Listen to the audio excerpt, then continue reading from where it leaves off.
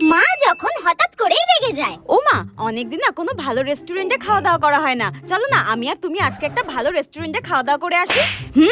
অনেকদিন হয়ে গেল বাইরের খাবার খাওয়া হয় না। সত্যি তো সত্যি তো। ঠিক আছে, যত পারবি বাইরের খাবার খাবি যা। আমি আজকে থেকে বাড়িতে রান্না করা বন্ধ করলাম। আমার খাবার খেতে তো খুব কষ্ট হয়, গলা দিয়ে নামে না তোদের। আমি আবার এসব কখন বললাম?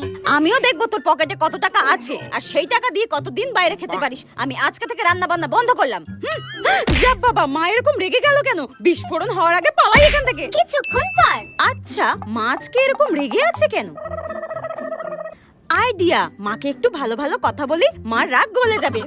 ও মা, আজকে না তোমাকে খুব সুন্দর লাগছে জানো তো। মনে হচ্ছে একদম স্বর্গ থেকে নেমে আসা সুন্দর পরী। বাবা, এতদিন ধরে তো আমাকে দেখছিস, কই কোনোদিনও তো এরকম কথা বলিসনি। হঠাৎ এত তেল মারছিস। টাকা লাগবে না বন্ধুদের সঙ্গে দীঘা যাওয়ার প্ল্যান করেছিস? কোনটা? রিঙ্কি, পালা এখান থেকে।